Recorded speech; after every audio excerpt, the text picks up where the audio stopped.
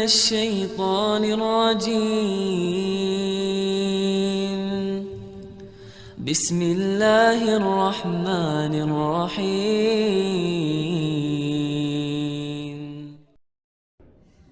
Pernah ada salah satu khalifah Umawi, dia ingin memilih dari dua orang ulama tabi'in agar menjadi hakim. Satu Iyas Al-Muzani, yang satu ini saya lupa namanya, kalau tidak salah namanya Muhammad. Iyas dan Muhammad ini dua orang ulama tabi'in yang masyhur sekali dengan ilmunya. Maka khalifah memanggil lalu mengatakan, salah satu dari kalian harus menjadi hakim di Baghdad, di Irak. Gak bisa enggak. Maka dua-duanya ini saling mendukung saudaranya. Si Muhammad bilang, ya Amir Mu'minin, dukunglah Iyas, karena Iyas ini lebih cerdas daripada saya, lebih tahu hukum, lebih faham dia. Maka kata Iyas tahu nih, dia akan ditunjuk menjadi hakim. Lihat bagaimana para ulama-ulama kita menolak jabatan ini karena takut terjerumus dalam dosa nantinya. Maka Iyas mengatakan, ya Amir Mu'minin, kalau anda mau mengetahui siapa di antara saya dan Muhammad ini yang lebih alim, jangan tanya dia, jangan tanya saya, karena pasti kami saling menuduh nih, mengatakan ini lebih pintar dan lebih pintar. Tapi anda tahu, di Irak ini ada ulama-ulama besar yang bisa jadi rujukan seperti Hasan Basri, Sa'id ibn Musayyab, ada beberapa ulama. Tanya kepada mereka tentang siapa saya, siapa si Muhammad. Rupanya si Iyas ini tidak terlalu dekat dengan Hasan Basri dan tidak juga dekat dengan si Sa'id ibn Musayyab. Yang dekat justru si Muhammad nih. Muhammad ini dalam kisah ini dikatakan tahu kalau si Iyas mau jurumuskan dia, mau jadikan dia sebagai hakim. Dia bilang, ya Amir Mu'minin, enggak usah tanya orang-orang itu. Terus kata Amir Mu'minin, terus gimana caranya? Dia bilang, demi Allah, Iyas lebih pintar dari saya. Kata si Muhammad, karena dia nggak mau jadi hakim. Padahal hakim waktu itu teman-teman sekalian, gajinya lebih tinggi daripada khalifah. Dia bisa menghakimi khalifah bahkan, bukan cuma manusia biasa. Dia diberikan fasilitas tempat tinggal, diberikan kereta kencana, mobil mewah kalau kita sekarang. Enak jabatannya. Orang kalau sekarang memperebutkan itu. Tapi ini dua orang ini nolak, tahu ini bahaya, ini bisa neraka depannya, salah hukum masalah. Maka kata si Muhammad, ya Amir Mu'minin, tidak usah tanya Hasan Basri, tanya Sa'id bin Musayyib. Demi Allah, saya bersumpah dengan Allah, Iyas lebih pintar dari saya. Pilih dia saja. Ya Amir Mu'minin, kalau seandainya anda percaya sama sumpah saya sebagai muslim, maka anda tidak boleh nolak, harus dia jadikan sebagai hakim. Tapi kalau anda menganggap saya bohong dengan dusta, saya dusta dengan sumpah saya tidak layak jadi hakim. Paham? Oke lah. Si Muhammad bilang begitu tadi, ya Amir Mu'minin, demi Allah Iyas lebih pintar dari saya. Kalau saya sumpah ini benar, anda nggak boleh milih saya lagi, karena saya sudah sumpah atas sama Allah, pasti dia lebih pintar, harus terima. Kalau saya dusta dengan sumpah saya, berarti saya tidak layak jadi hakim, karena saya pembohong gitu. Iyas tahu nih, dia akan dijadikan hakim sekarang. Gimana caranya mengelak nih? Kata Iyas, si Amir Mu'minin, si Muhammad ini, demi Allah dia hanya lari dari hakim. Dia lari dari hukum nih. Dia sengaja lempar itu supaya saya yang ditunjuk jadi hakim. Dan saya tahu dia tidak mau jadi hakim. Ya Amir Mu'minin, dia tadi bersumpah itu, saya yakin dia sengaja supaya menjebak saya jadi hakim. Sebentar, keluar dari sini dia bayar kafaranya 3 hari puasa. Kata Iyas, ini sebentar dia keluar, sumpahnya dibayar kafaranya, 3 hari puasa selesai. Maka kata Amir Mu'minin waktu itu, lihat nih perdialog dua orang. Kata Amir Mu'minin, Iyas, kau jadi hakim sekarang. Loh kenapa saya Amir Mu'minin? Tidak ada orang yang bisa menebak seperti kau tadi, kalau sumpah ini bisa dibayar. Kecuali orang yang paling layak jadi hakim, kau bisa pecahin masalah. Akhirnya Iyas jadi hakim. Tentu Iyas Al-Muzani rahimahullah, seorang yang sangat cerdas, memang dari kecil terkenal cerdasnya gitu ya. Dan memang jadi hakim sudah berapa tahun. Waktu dia masih kecil, ada orang-orang Yahudi, tempatnya dia belajar matematika. Orang Yahudi belajar matematika, hitung-hitungan. Iyas ini masih kecil, masih 7 tahun, belajar sama orang Yahudi. Orang-orang Yahudi lagi bicara, orang-orang Islam itu katanya nanti kalau orang masuk surga nggak ada buang air besar, nggak ada buang air kecil. Tapi katanya ada makanan, kok bisa gitu? Mestinya kan harus keluar kotoran kayak di dunia. Karena di dalam Taurat rupanya tidak ada itu. Kata Iyas begini, hai guru, bisa saya bicara sebentar? 7 tahun umurnya, memang cerdas sekali orangnya. Maka kata orang Yahudi itu, ya silakan. Dia nggak sangka nih anak 7 tahun bisa ngomong. Maka kata Iyas, kalau seandainya Anda lagi makan makanan, apakah semua makanan yang Anda makan itu jadi kotoran? Dia bilang enggak. Lalu kemana? Kata gurunya, jadi energi. Sisanya yang tidak dibutuhkan tubuh jadi kotoran. Kata Iyas, lalu kenapa Anda pungkiri kalau di akhirat nanti bisa saja semuanya jadi energi, tidak harus jadi kotoran? Itulah keyakinan kami orang Islam. Balik ini orang Yahudi sama Yahudi mengatakan, ini semoga Allah matikan nih anak.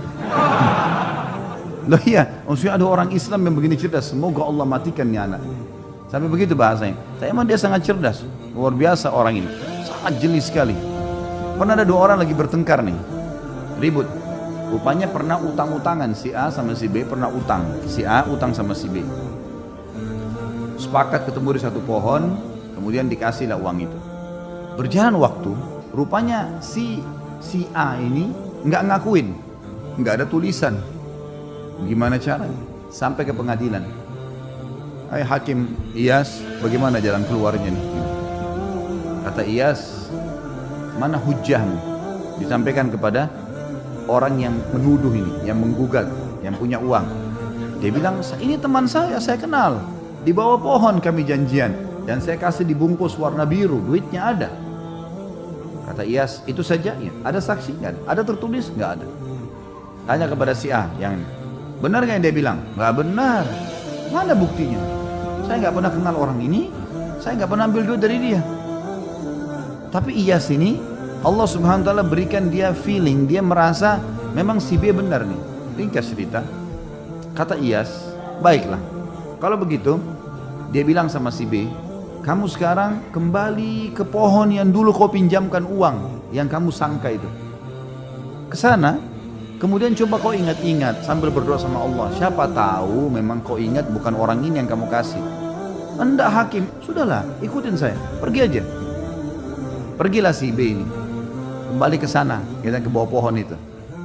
Lalu Iyas ini mengatakan, kamu tunggu aja di sini sampai dia balik ya. Lalu Iyas sengaja menyibukkan diri dengan kasus-kasus yang lain. Rupanya si A ini duduk di kursi sampai dia merasa aman. Ya rupanya si Iyas ini sibuk, si fulan dipecahin masalah ini. Waktu Iyas dia sudah sangat nyaman duduk, Iyas tiba-tiba balik bertanya kepada orang itu mengatakan, hai fulan si A, temanmu sudah sampai belum di pohon sana? Dia bilang belum. Yang tadi punya masalah ini, dia bilang belum. Kata Iyas, semoga Allah bunuh kau. Berarti kau benar tahu kalau itu pohon itu ada, gitu kan? Jadi tadi dibuat dia aman dulu, baru tiba-tiba Iyas bertanya, temanmu kira-kira sudah sampai belum? Dia bilang belum. Ini kayaknya yang lain tidak ngerti ceritanya. Yang jelas banyak kasus-kasus seperti itu. Tapi mereka sangat hati-hati. Pernah satu kasus yang lain adalah ada 2 orang zaman dulu kalau musim dingin, mereka masuk ke sebuah tempat namanya hammamat. Ini seperti tempat permandian umum. Orang berendam di air panas, laki-laki sama laki-laki biasanya. Itu umum dipakai laki-laki. Ada 1 orang rupanya dia pakai jubah, bantal dingin baru, warnanya merah, digantung sama dia. Ada orang datang, yang lain lagi 1, pakai jubah warna hijau sudah tua, mandi sama-sama berendam. Rupanya yang pakai mantel hijau ini pencuri. Waktu dia lihat mantel bagus di sebelahnya, mahal, ini dari bludru, maka kemudian dia pun keluar dari tempat mandi itu, berendam itu sebelum orang ini bangun, kemudian dia langsung ngambil jubah warna merah, kemudian dia pergi. Yang punya jubah merah lihat, ini jubah saya diambil, kemudian dia keluar, dia pakai jubahnya dia, karena dia tahu orang ini yang ambil tadi. Sekarang akhirnya si mantel ini berubah. Yang pemilik merah tadi, yang punya merah, yang baru ini, akhirnya dia terpaksa pakai jubah yang warna hijau. Karena jubah merahnya dibawa lari sama orang itu. Dia keluar gak mungkin, kedinginan. Dipakailah jubah yang tua, yang hijau ini. Yang mencuri tadi sudah pakai jubah merah, sudah lari. Dikejarlah sama dia.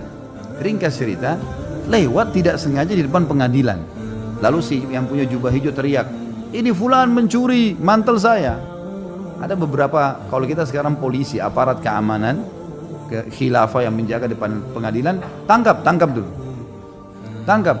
Ini orang ini jubah saya. Kok bisa? Ini yang pakai jubah merah bilang, enggak, ini jubah saya, ini sama saya. Loh tadi kan kamu sama saya masuk ke kamar mandi untuk berendam. Enggak, mungkirin. Pokoknya sudah ini niatnya mencuri. Baiklah, masuk pengadilan. Sama Iyas dihadapin nih. Apa masalah? Nih jubah, inilah ceritanya seperti ini. Bagaimana pendapat kau? Yang pakai jubah merah nih, si pencuri. Ini jubah saya pakai, jelas-jelas punya saya. Dari mana ini orang ngaku? Gitu. Memang dasarnya mau mencuri. Kata Iyas kepada yang satu, apa alasanmu? Dia bilang nggak ada. Ini baru saya beli. Tapi buktinya sekarang kok pakai warna hijau nih? Loh, saya pakai tadi karena kalau saya nggak pakai saya kedinginan untuk ngejar dia. Apa alasan? Ada saksi? Nggak ada. Ada bukti? Nggak ada.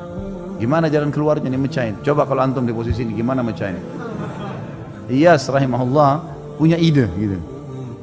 Maka rupanya dia tanya kepada orang yang punya jubah merah. Jubah ini kenapa kau beli? Nah, saya suka sekali. Harganya berapa? Harganya 200 dirham. Mahal sekali jubah ini. Kau sayang sama jubah ini? Sayang. Baiklah. Itu saja pertanyaan saya. Ditanya yang satu nih, yang sudah lagi pakai jubah merah. Berapa kau beli jubah ini? 200 dirham. Ikutin situ. Karena dia tidak tahu harganya kan gitu. Kau sayang jubah ini? Sayang jubah. Baiklah kalau gitu.